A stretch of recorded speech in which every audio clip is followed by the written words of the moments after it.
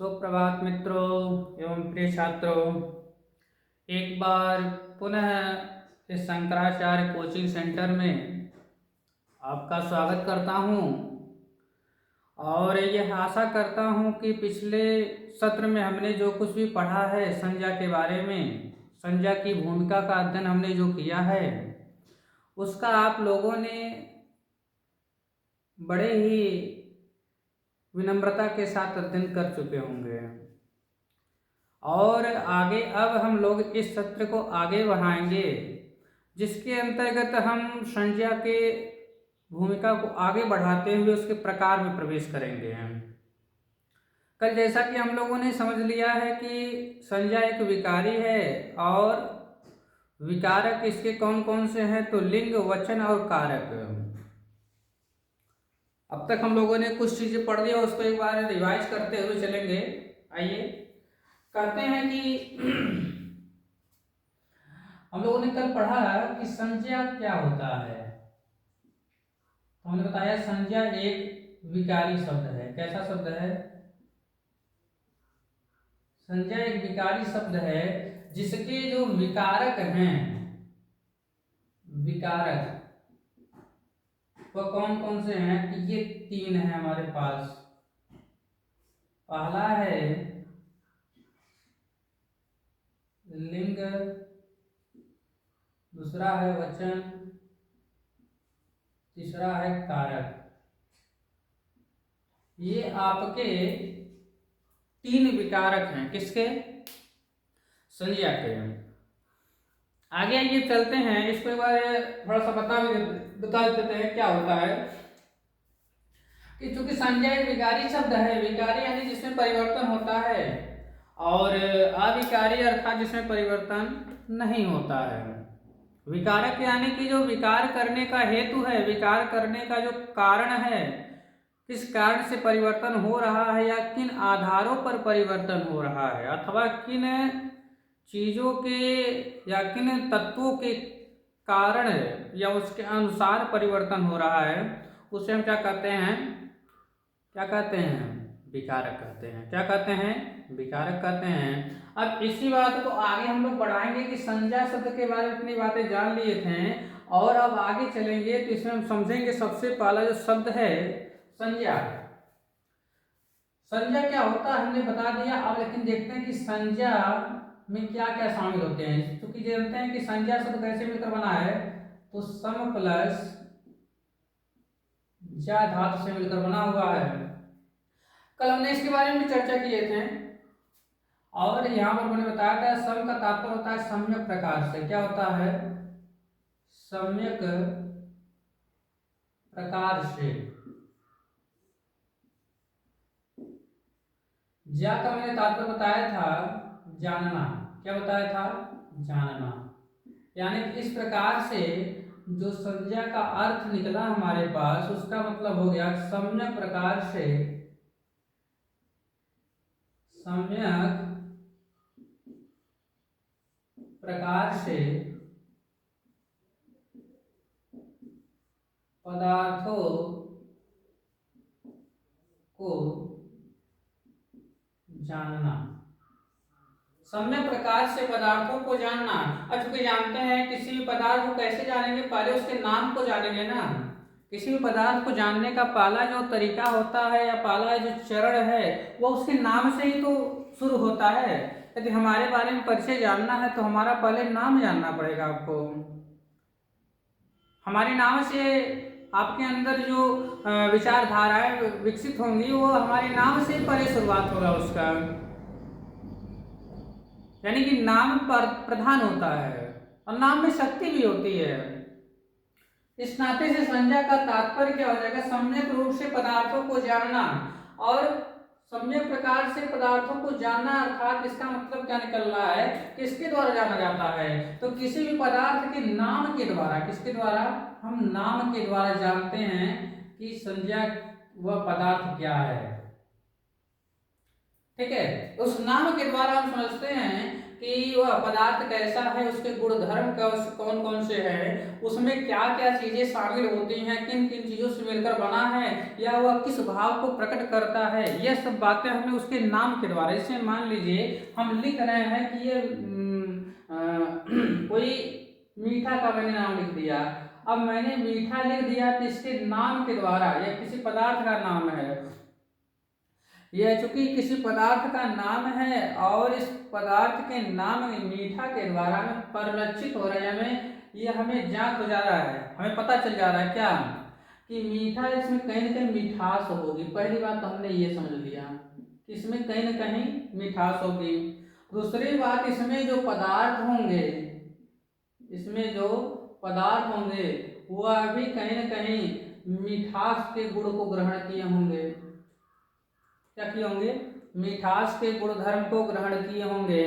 अर्थात हम समझ सकते हैं कि किसी भी पदार्थ के नाम के द्वारा उसका परिचय दिया जा सकता है, उसका परिचय दिया जा सकता है। हमारा परिचय भी, हम लोग अपना परिचय कहाँ शुरू करते हैं? अपने नाम से ही तो शुरू करते हैं। अर्थात संज्ञा का जो पदार्थों का जानने के अर्थ में लिया गया है, यह क्या, यदि एक शब्द में कहें तो इसका अर्थ कर देगा नाम। क्या हो जाएगा? नाम। यानी कि संज्ञा के हम अर्थ पर चर्चा किए हैं, तो संज्ञा का अर्थ हो गया कि सम्यक प्रकार से जानना। क्या हो गया? सम्यक प्रकार से जानना। किसको जानना? पदार्थों को जानना। और एक शब्द में कहें तो संज्ञा का सम्यक प्रकार से पदार्थों को जानना मतलब नाम। किसी पदार्थ के नाम को ही क्या कहते हैं? हम संज्ञा कहते हैं। इसकी परिभाषा भी बनेगा कि पदार्थों के नाम को, पदार्थों के नाम को संज्ञा कहते हैं। ठीक है, पदार्थों के नाम को संज्ञा कहते हैं। हमने कल एक में चर्चा की थी, किसी पदार्थ के नाम को संज्ञा कहते हैं, परंतु जो ये स्वयं में वो पदार्थ है, ये पदार्थ आपका क्या कहलाएगा? संज्ञी कहलाएगा। क्या कहलाएगा? संज्ञी कहलाएगा। पदार्थ का नाम तो संज्ञा है, लेकिन जो पदार्थ है वह संज्ञी कहलाएगा। और यह पदार्थ आगे दो भागों में डिवाइड हो जाता है, मूर्त और अमूर्त, विजुअल एंड इनविजिबल। अब इसकी चर्चा करेंगे हम लोग। आइए संज्ञा के प्रकार की बात करते हैं तो देखेंगे प्रकार के अलग अलग आयाम हैं, अलग अलग आधार हैं, अलग अलग विद्वानों ने अलग अलग माना है। हम कुल मिलाकर के एक देखिए, पहला हम देखते हैं प्रकार, देखते हैं पहला आधार। कुछ विद्वान लोग मानते हैं कि संज्ञा के तीन ही प्रकार हैं, जो कुछ इस प्रकार से हैं।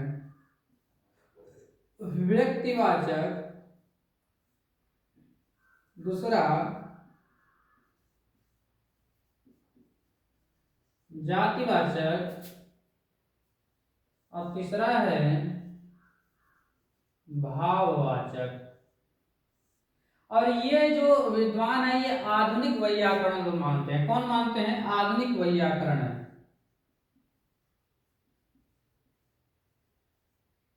आधुनिक वैयाकरण लोग जो हैं, वैयाकरण तो जानते हो ना, ग्रामेरियन, यानी कि जो ग्रामर को जानते हैं।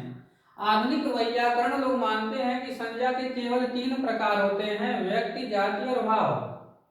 क्या होते हैं? व्यक्ति, जाति और भाव होते हैं। और अब देखिए प्रकार का जो दूसरा आधार है,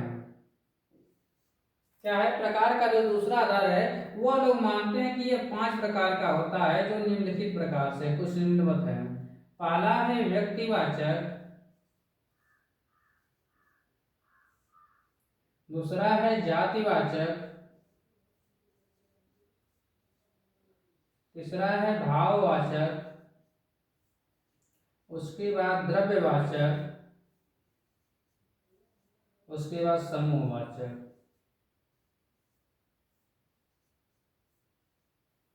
क्या हो गया? समूहवाचक हो गया। क्या हो गया? समूहवाचक। तो इस चीज को ध्यानपूर्वक समझिएगा कि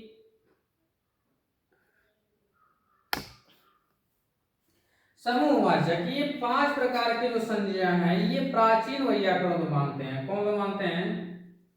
प्राचीन, प्राचीन प्राचीन वैयाकरण लोग मानते हैं।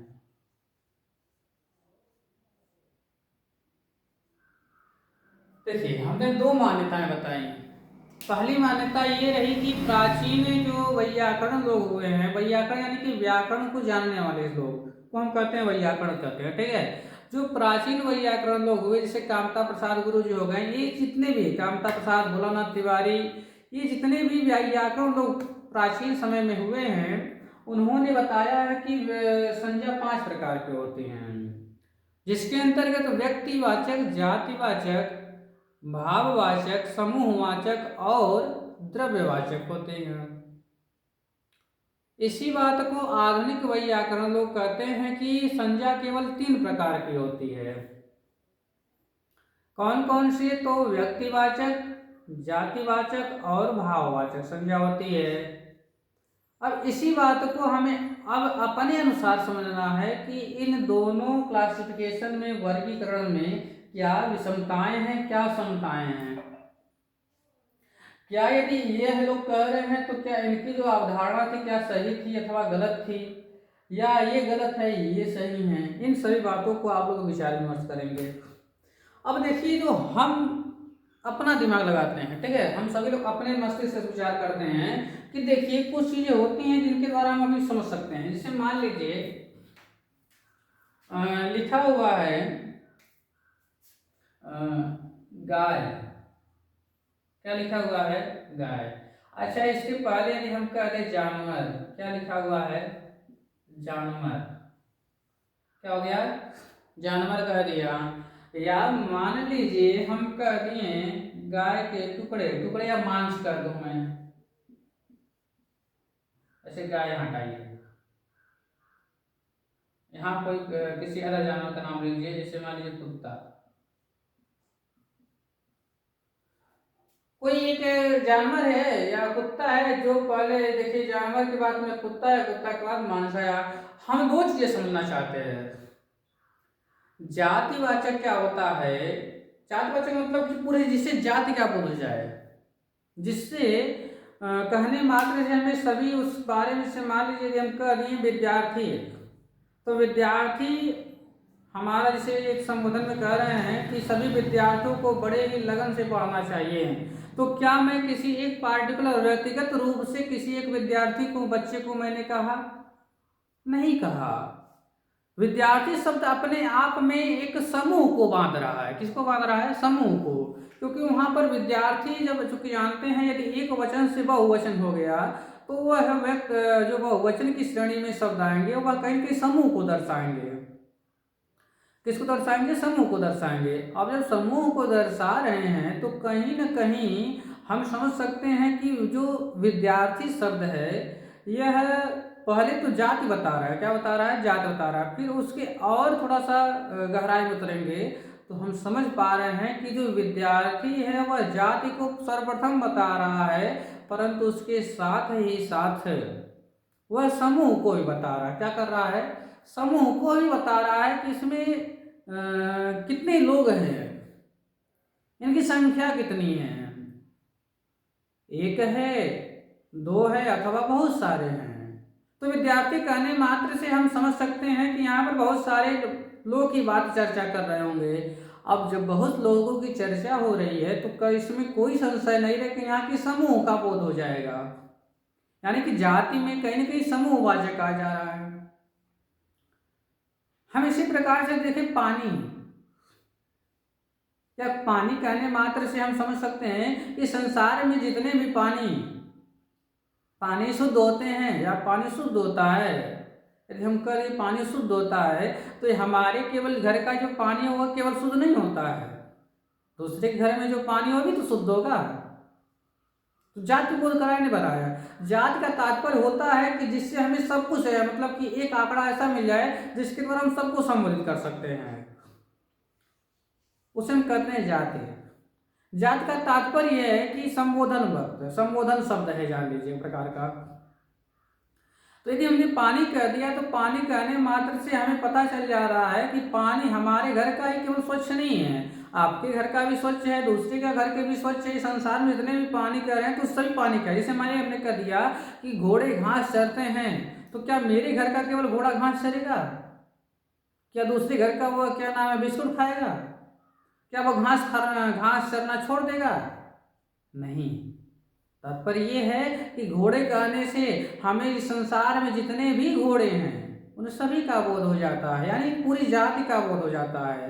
अब हम चूंकि जानते हैं कि घोड़े की बात कर रहे हैं तो कहीं ना कहीं एक ही घोड़ा तो होगा नहीं संसार में, पूरे पूरे विश्व में, पूरे संसार में एक ही एकमात्र घोड़ा तो होगा नहीं, उसमें बहुत सारे घोड़े होंगे।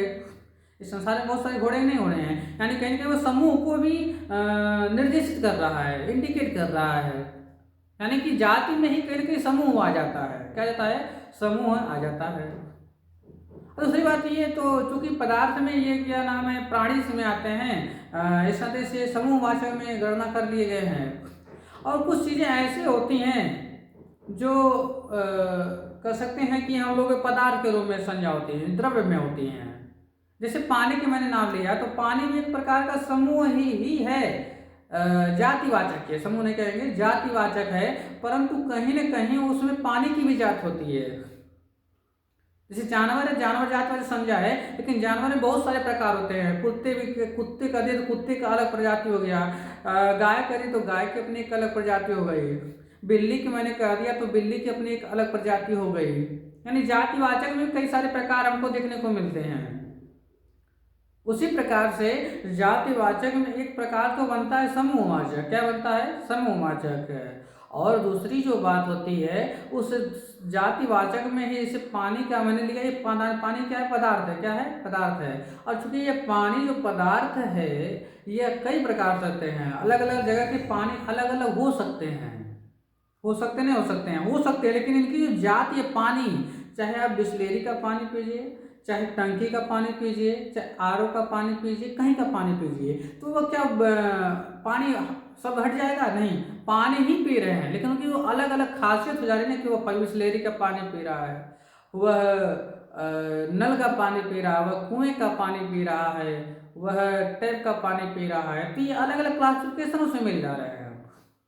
यानी कि जो ये जल है, ये द्रव्य है, ये पदार्थ है, इसमें यहाँ पदार्थवाचक भी हम लोग ग्रहण कर सकते हैं। इस प्रकार से हम निष्कर्ष निकाल सकते हैं कि जातिवाचक है, जातिवाचक के ही दो उपभेद बनते हैं, जिसका नाम क्या होगा? एक पदार्थवाचक संज्ञा और एक समूहवाचक संज्ञा। तो जो ये आधुनिक वैयाकरण लोग हैं कहीं ना कहीं सही हुए थे, क्योंकि इन्होंने बताया कि कोई जातिवाचक में ही जब दो संज्ञाओं को हम परिगणना कर सकते हैं, संज्ञाओं को गिन सकते हैं, तो हमें अन्य माध्यम के द्वारा, अन्य तरीके से, अन्य विधा से हमें 5 संज्ञाओं के बारे में पढ़ना तो है, लेकिन अलग प्रकार बनाने की उतनी आवश्यकता नहीं है। ये बोझिल हो जाएगा, 5 संज्ञाओं का मतलब बोझिल हो जाएगा। इस कारण से प्राचीन वैयाकरण को मत को उतनी सहमति प्राप्त नहीं हो पाती है। आधुनिक वैयाकरण लोग कहते हैं केवल 3 प्रकार के होते हैं, व्यक्ति, जाति और भाव। जाति में ही 2 भाग भेद कर देते हैं, भाग कर देते हैं, जिसके 2 भेद माने गए हैं, एक तो समूहवाचक और एक द्रव्यवाचक संज्ञाओं को गणना किया गया है। इन्हीं बातों को आगे बढ़ाते हुए हम एक ऐसा संज्ञा का वर्गीकरण बताते हैं जिसमें 5 संज्ञाओं का समावेश हो जाएगा। ठीक है, आइए समझते हैं। संज्ञाओं के वर्गीकरण पर यदि ध्यान दें तो इस प्रकार को ध्यान देने से पूर्व हमें यह जानना पड़ेगा कि हमने जो कल बताया तो उसको याद होना चाहिए। हमने बताया था कि संज्ञा, देखिए हमने बताया था कि कल संज्ञा 2 प्रकार की होती है, एक मूर्त संज्ञा और एक अमूर्त संज्ञा। चूंकि जानते हैं मूर्त को हम क्या कहते हैं, मूर्त को हम क्या कहते हैं, दृश्य कहते हैं। क्या कहते हैं? दृश्य कहते हैं, दृश्य कहते हैं। और इसे क्या कहते हैं? अदृश्य कहते हैं। अब देखिए मूर्त संज्ञा में आपके हम भेद करेंगे। देखिए पहला आ जाएगा व्यक्तिवाचक,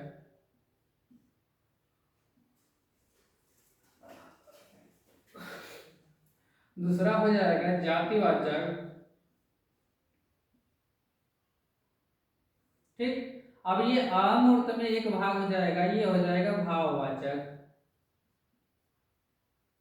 क्या हो जाएगा? भाववाचक हो जाएगा। अब ये जो जातिवाचक है अभी दो भागों में बढ़ जाएगा, एक तो समूहवाचक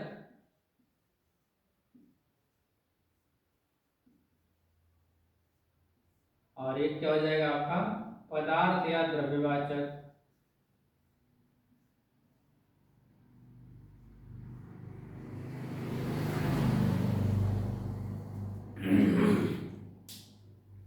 देखिए दो चीज हमने समझा दिया।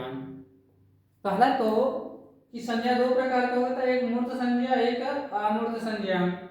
अब यही मूर्त संज्ञा दो भागों में बढ़ जाती है, व्यक्तिवाचक और जातिवाचक, और एक अमूर्त में बढ़ जाती है भाववाचक, जिसे हम देख नहीं सकते हैं।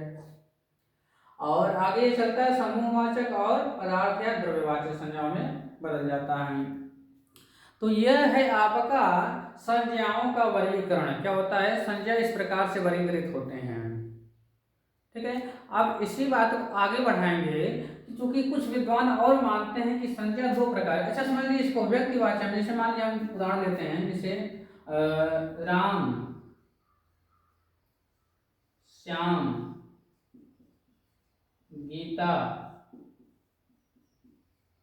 मोहन, ये जितने भी व्यक्तिवाचक संज्ञा है, क्या ये हम इनको किसी व्यक्ति का नाम राम है तो क्या हम उसको देख सकते हैं? नहीं देख सकते हैं? देख सकते हैं। दूसरी बात जातिवाचक में, मान लीजिए हम समूह की बात करें, यदि सेना की बात करें, यदि विद्यार्थी की बात करें, अध्यापक की बात करें, तो क्या इन पूरे समूहों को हम देख सकते हैं? नहीं देख सकते हैं? देख सकते हैं, लेकिन कल हमने अपनी चर्चा भी की थी, वास्तविक रूप में हम समूह को नहीं देखते हैं।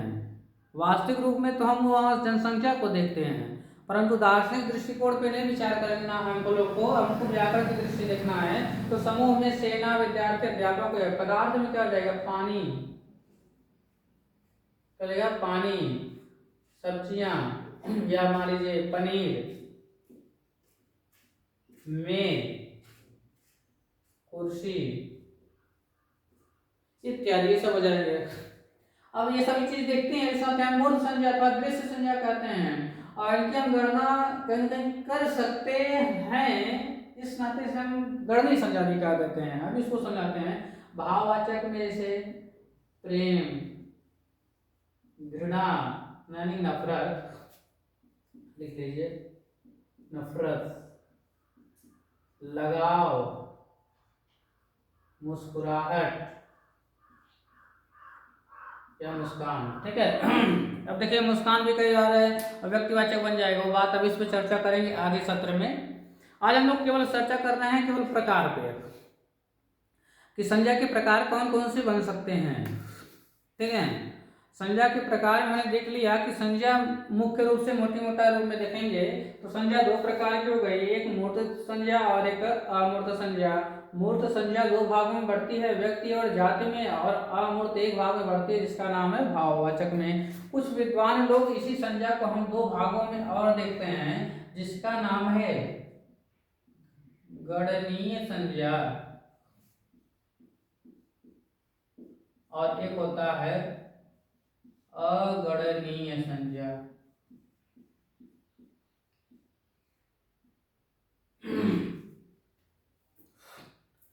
अगणनीय और गणनीय दो चीज होती हैं। एक ऐसी चीजें होती हैं जिसकी हम गणना कर सकते हैं, और एक होता है जिसको गणना हम कर नहीं सकते हैं, और एक होता है जिसकी गणना हो तो सकती है लेकिन ऐसा संभव नहीं। जैसे तारे हैं, उसकी गणना हम कर सकते हैं, जैसे देखेंगे 1 2 3 गिन रहे हैं, लेकिन पानी की गणना कर सकते हैं क्या? पानी की हम गणना कर सकते हैं। गणनीय और अगणनीय को भी समझ लीजिए। अब गणनीय में कौन कौन शामिल आएंगे? देखिए हमें इससे मान लीजिए हम एक उदाहरण लेंगे और फिर उसको समझेंगे। यदि हम बात करते हैं कि व्यक्तिवाचक संज्ञा की, तो जैसे राम, गीता, सीता, मोहन, इसमें जितने भी नाम हैं कहीं ना कहीं हम गिन सकते हैं। इसको क्या कर सकते हैं? हम इनको गिन सकते हैं। इस कारण से हम कह सकते हैं कि जो गणनीय संज्ञा में व्यक्तिवाचक आएगा। क्या आ जाएगा? व्यक्तिवाचक आ जाएगा, व्यक्तिवाचक हो जाएगा। और उसके बाद क्या, हम भाव छोड़िए इसको सुनते हैं। व्यक्ति के बाद हम आते हैं जाति पे। जो जाति है विद्यार्थी, विद्यार्थी जो है, क्या हम इस संसार में जितने भी विद्यार्थी हम गिन सकते हैं क्या? विचार करिएगा। दो चीजें हैं यहाँ पर, एक शब्द होता है काउंटेबल और एक होता है काउंटलेस, COUNT, काउंटेबल और काउंटलेस।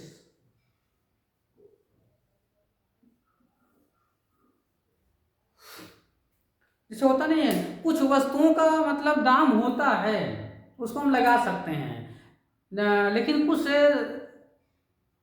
पदार्थ ऐसे होते हैं जिनका मूल्य हम लगा ही नहीं सकते हैं, यानी अनमोल होते हैं। क्या होते हैं? अनमोल, जिसका मूल्य लगा ही नहीं सकते हैं हम। हाँ लगते हैं लेकिन लगा नहीं सकते हो। जैसे हीरा है 10 करोड़ 50 करोड़ 90 करोड़, लेकिन वो बढ़ता ही जाता है। कहने का तात्पर्य क्या है? कहने का भावार्थ ये है, कहने का मतलब यही है, बस एक ही है कि कुछ चीज़ें होती जिनकी हम गणना कर सकते हैं, उनको गिन तो सकते हैं, लेकिन हम कि संभवतः पूरी गणना कर सके ये संभव नहीं है। और गणनीय और अगणनीय मतलब क्या होता है? जिसकी गणना हम कर सकते हैं उसे हम गणनीय कहते हैं, और अगणनीय मतलब जिसकी गणना नहीं की जा सकती है उसे हम अगणनीय कहते हैं। तो कहीं ना कहीं हम देखेंगे तो जाति जो होती है यह है, व्यक्ति में भी रख सकते हैं, अगणनीय में रख सकते हैं, अगणनीय में रख सकते हैं, लेकिन यदि शुद्ध रूप में बात की जाए तो ये अगणनीय में आएगा। क्यों? क्योंकि गणनीय यदि हम सेना की बात करें तो सेना कह दी तो संसार में बहुत सारी सेनाएं हैं, जल सेना, वायु सेना, थल सेना, अलग अलग सेना। क्या उनकी गणना कर सकते हैं क्या? इस संसार में क्या कोई बस सेना है? शंकराचार्य जी ने स्थापित जो नागा साधुओं की सेना तैयार की थी, उनकी भी तो गणना हो सकती है। यानी कहने का तात्पर्य यह है कि अलग अलग चीजों को हम समझ सकते हैं, किसके माध्यम से? कि कुछ जो गणना कर सकते हैं तो कुछ जो गणना हम नहीं कर सकते हैं। कुछ चीजें ऐसी होती हैं जिनकी गणना हो सकती है परंतु हम कर नहीं सकते हैं। जैसे तारे हैं, उनकी गणना हम कर सकते हैं, लेकिन हो सकती है क्या ऐसी? ऐसा कभी संभव गणना सारी के तारों की गणना की जा सके? नहीं हो सकती है। आकाश में तारे गिनते तो हैं हम लोग, गिन सकते नहीं गिन सकते हैं? 1 तारा, 2 तारा, 3 तारा, 4 तारा, 5 तारा गिनते नहीं गिनते? गिन रहे हैं, लेकिन क्या संभव है गिनना? नहीं ना। इसे कहते हैं गिन सकते हैं लेकिन गिन नहीं पाएंगे, वैसे होता है। इसी प्रकार से अगणनीय में अब देखेंगे समूह भी होते हैं। अब देखो व्यक्ति में जब आ गया तो जाति में आ गया तो दोनों की बात हो जाएगी। अब आते हैं गणनीय संज्ञा में, तो ये गणनीय अगणनीय में केवल भाववाचक आएगा। क्या आएगा? भाववाचक आएगा। क्या आएगा? भाववाचक आ जाएगा। क्योंकि जानते हैं, क्योंकि हम भाववाचक यानी कि प्रेम, कितना प्रेम, 1 किलो 2 किलो कितना, हम नहीं बता सकते हैं, डिफाइन नहीं कर सकते हैं इसको। इस वजह से हम क्या कर सकते हैं कि जो अगणनीय संज्ञा है उसके अंतर्गत केवल एक संज्ञा का प्रकार सम्मिलित किया गया है, जिसका नाम है भाववाचक संज्ञा। क्या नाम है? भाववाचक संज्ञा। अब इतना बात समझ में आ गई होगी। अब बता देते हैं थोड़ा बहुत एक चीजें कि देखिए कि संज्ञा के जो काम है वह वाक्य में कर्ता के रूप में भी कार्य करता है, यानी प्रयोग, यानी संज्ञा का प्रयोग वाक्य में कहाँ कहाँ होता है? संज्ञा का प्रयोग वाक्य में कहाँ कहाँ होता है? तो कर्ता के स्थान पे होता है, उसके बाद कर्म के स्थान पे होता है। किसका स्थान होता है? कर्म के स्थान पे होता है। इससे राम पढ़ता है, राम पढ़ता है। यहाँ राम कौन पढ़ता है? देखिए कौन पढ़ता है? राम पढ़ता है। अब राम पढ़ता है तो यहाँ पर क्या राम क्या हो गया? संज्ञा हो गया, क्योंकि राम क्या किसी पिंड विशेष क्या नाम है, किसी व्यक्ति का नाम है, तो ये राम क्या हो गया? संज्ञा हो गया। अब राम किताब पढ़ता है, किताब पढ़ता है, तो राम क्या पढ़ता है? किताब पढ़ता है। तो राम यानी क्रिया इसको ज्यादा चाहते हैं, यानी पढ़ने की क्रिया किसके लिए हो रही है? किताब के लिए हो रही है। क्या पढ़ रहा है? किताब पढ़ रहा है। तो यहाँ पर किताब क्या हो जाएगा? कर्म हो जाएगा। क्या हो जाएगा? कर्म हो जाएगा। यानी अब क्योंकि किताब क्या है? एक संज्ञा है। क्या है? संज्ञा है। क्या है? एक संज्ञा है। इस प्रकार से हम देख सकते हैं कि जो संज्ञा का कार्य है और कर्ता के स्थान पे हो सकता है, और कार्य के किसके साथ पे? कर्ता के स्थान पे और कर्म के स्थान पे सकता है। क्या और एक स्थान कर सकते हैं कि पूरक के रूप में, जैसे वह है, क्या ये सेंटेंस सही होगा? नहीं। वह क्या है बताइए तो पहले। वह अध्यापक है, वह अध्यापक है, वह शिक्षक है, वह विद्यार्थी है, वह डॉक्टर है। कुछ तो होगा उसमें, यानी कि पूरक कर रहा है, इस वाक्य को पूरा कर रहा है, साथ इसका नाम पूरक हो जाएगा। यानी कि संज्ञा का कार्य तीसरा जो हो जाएगा वो क्या हो जाएगा? पूरक हो जाएगा। क्या हो जाएगा? पूरक हो जाएगा। क्या हो जाएगा? पूरक हो जाएगा। यानी कि संज्ञा के कार्य तीन है। कहाँ कहाँ पर होता है वाक्य में? ये कर्ता का कार्य करता है, ये कर्म का कार्य करता, और तीसरा क्या है? पूरक का कार्य करता है। यानी कि हम समझ सकते हैं, जैसे एक और डिटेल सोचते हैं, जैसे राम पढ़ता है, सीता गाती है, मोहन नाचता है। इन सभी वाक्यों में जो सीता है, गीता है, मोहन है, यह वाक्य में कर्ता के रूप में, क्योंकि जो कार्य करने का कार्य कर रहा है, यानी जो कार्य हो रहा है, नाचने का, गाने का, रोने का, जो भी कार्य हो रहा है, उसको करने वाला कौन है? कर्ता है। और कर्ता के स्थान पे कौन प्रयोग किया है? वही जो नाम लिए गए हैं। तो नाम विशेष हुआ संज्ञा है, और संज्ञा किस रूप में प्रयोग हुआ? वहां पर कर्ता के रूप में प्रयोग हुआ। जैसे मैं खाना खाता हूँ, राम खाना खाता है, तो राम खाना खाता है, तो यहाँ पर कि खाना खाता है, तो क्या खाता है? खाना खाता है। तो कर्म हो गया ये, और खाना क्या है? एक पदार्थवाचक संज्ञा है। हो गया पदार्थवाचक संज्ञा। मैं किताब पढ़ता हूँ, मैं किताब पढ़ता हूँ, तो क्या पढ़ता हूँ? किताब पढ़ता हूँ, तो किताब कर्म बन गया। तो कर्म क्या है? यहाँ पर कर्म किस भाव में प्रयोग किया गया है? कर्म तो है ही, परंतु ये क्या है? संज्ञा भी तो है। क्या है? संज्ञा है। अर्थात संज्ञा का प्रयोग कर्म के स्थान भी हो सकता है। और तीसरा आपका जो दिख रहा है पूरक, क्या दिख रहा है? पूरक दिख रहा है। यानी किसी भी वाक्य को पूरा करने में, इससे मान लीजिए हुआ है, यह रहा, यह रहा मतलब क्या? कुछ बताओ तो जरा पूरा डिफाइन। यह रही किताब, या यह किताब रहा, यह आदमी रहा, यह मर गया, या मान लीजिए क्या गया? यह गया। अरे क्या गया? यह गया मतलब क्या? यह मर गया, यह चला गया, यह हंस गया, यह मारकर चला गया, या मर गया। जो कुछ बताइए नहीं, पूरक का कार्य कर रहा है। यानी कि इन सभी वाक्यों में पूरक का कार्य किया। यानी संज्ञा तीन प्रकार काम करते हैं, कर्ता, कर्म और पूरक का काम करते हैं। आज के लिए बस इतना ही, क्योंकि वीडियो बहुत लंबा हो जा रहा है। आधे घंटे की वीडियो को मैं बनाऊंगा अब, जिसमें एक एक टॉपिक को हम पूरा करेंगे। अब उसको एक टॉपिक पूरा करने में यदि 1 घंटा लग रहा है, 2 घंटे लगा, तो कोई दिक्कत नहीं है, लेकिन एक दिन में एक टॉपिक कंप्लीट करके ही रहेंगे हम लोग। तो आज के लिए बस इतना ही। हमारी क्लास में आने के लिए आपका बहुत बहुत आभारी हूँ मैं। और सबसे बड़ी बात है, आप लोगों ने पिछले दिनों में, कल के सत्र में हमारा सपोर्ट भी किया, और मैं यह आशा करता हूँ कि अगले सत्र, या जब तक व्याकरण की कक्षा समाप्त नहीं हो जाती, आप लोग पूरी तरीके से व्याकरण की कक्षा को आराम से सीख नहीं लेते हैं, तब तक आप लोग हमारा साथ देंगे। और साथ देंगे तब जाकर के आपके मनो मस्तिष्क में विकास कर सकता हूँ। आर्थिक विकास होगा। देखिए, मन का विकास जब होगा तो आपके आर्थिक विकास भी संभव हो जाएंगे, परंतु उसके पूर्व हमें मन का विकास करना पड़ेगा। मन है ये मनुष्य नाम बंधन मोक्षम च कारण है। मन ही बंधन का कारण भी है, और मन ही मोक्ष का कारण है। बस हमें समझना है कि कहाँ बंधन में बंधना है और कहाँ हमें मोक्ष के लिए अग्रसर होना है। दोनों काम हमें करना है, ठीक है। दोनों के लिए हमारे अंदर लालसा होनी चाहिए और उत्कट इच्छा होनी चाहिए कि हमें यह चीज़ प्राप्त हो जाए, और यह चीज़ हमें त्याग देनी चाहिए। जैसे ईशा यजुर्वेद के 40वें अध्याय में कहा गया है, पहला मंत्र कहता है कि ईशावास्यमिदं सर्वम यत्किंच जगत्याम जगत तेन त्यक्तेन भुंजीथा माग्रथकस्वितनम। भावार्थ ये है कि हमें हर चीज़ संसार में, जड़ और चेतन जितने भी पदार्थ, उसमें ईश्वर का वास है, और उसके द्वारा दिए गए संसार में जितने भी पदार्थ, उनका भोग करना चाहिए, उनका उपयोग करना चाहिए। लेकिन कैसे? तेन त्यक्तेन भुंजीथा, उसमें कोई आसक्ति ना पैदा हो, उसमें मोह ना पैदा हो। इस प्रकार से यदि कुछ मिल भी गया तो भी अच्छा, नहीं मिला तो भी अच्छा, इस भाव से हमें किसी पदार्थ का उपभोग करना चाहिए। आज के लिए बस इतना ही। मिलते हैं कल आपके इस संज्ञा में। अगले सत्र को विस्तारित करेंगे, जिसका सत्र रहेगा व्यक्तिवाचक संज्ञा। व्यक्तिवाचक संज्ञा के बारे में जितनी भी जानकारी हम प्रदान कर सकते हैं, कल हम लोग उस पर चर्चा करेंगे और उस विस्तारीकरण करेंगे, करने का भाव ये है। आज के लिए बस इतना ही। धन्यवाद। आप लोग आशा करते हैं अपनी सेहत का ख्याल रखेंगे और विद्यालय में अपने पढ़ने जाएंगे, और साथ ही साथ इस वीडियो को बड़े से शेयर करेंगे, सब्सक्राइब करेंगे, और अलग अलग विविध आयाम जो आप प्रयोग कर सकते हैं, जहाँ जहाँ इस वीडियो को पहुँचा सकते हैं वहाँ पहुँचाने का